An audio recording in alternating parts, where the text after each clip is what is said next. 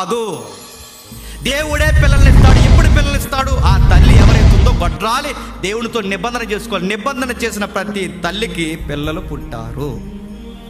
25 ఏళ్ళు ఎదురు చూస్తే శారమ్మ అబ్రహాముకి పిల్లలు పుట్టారు, రాహేలుకి పిల్లలు పుట్టారు, మనవ చేసుకుంటే పిల్లలు పుట్టారు, కమిట్మెంట్ ఇస్తే పిల్లలు పుట్టారు.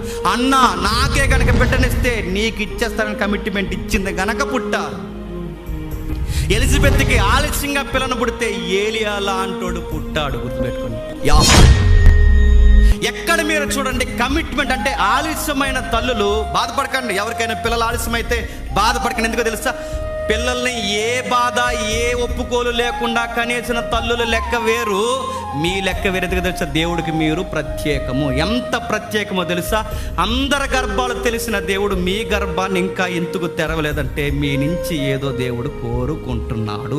ఆయన కోరుకున్నది మీరు చెప్పేస్తే బంగారం లాంటి బహుమానాలు తెచ్చి మీకు ఇస్తాడు. యోసేపు లాంటి, ఇస్సాకు లాంటి, అన్నాకు పుట్టిన సమూయేలు లాంటి వ్యక్తిని, ఎలిజబెత్కి పుట్టిన బాప్టిజం ఇచ్చి యోహాను లాంటి వ్యక్తిని ఇస్తాడు నీకు. వీళ్ళందరూ పిల్లలు వేరు, ఈ పిల్లల వేరు, ప్రత్యేకం. గుర్తుపెట్టుకోండి.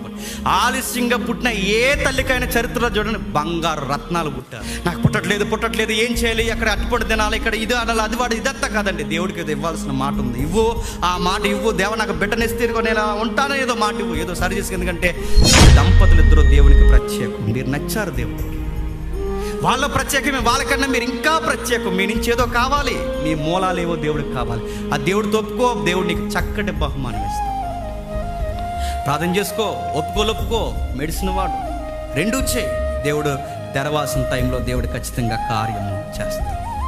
నేను చూసిన కేసులు చెప్తున్నాను. 20 సంవత్సరాలు వెయిట్ చేసి కేవలం దేవుని నమ్ముకుని వైద్యం చేయించుకుంటే 20 సంవత్సరాల తర్వాత బంగారం లాంటి బంతులు కన్నా తల్లున్నది. 30 సంవత్సరాల తర్వాత పిల్లల కన్నా తల్లున్నది. ఏ రోజు దేవుడి మీద సనగలేదు, ఏ రోజు మూఢనమ్మకం దగ్గర పోలేదు, ఎప్పుడు పండు తినలేదు, రాయి మీద రాయట్లేదు.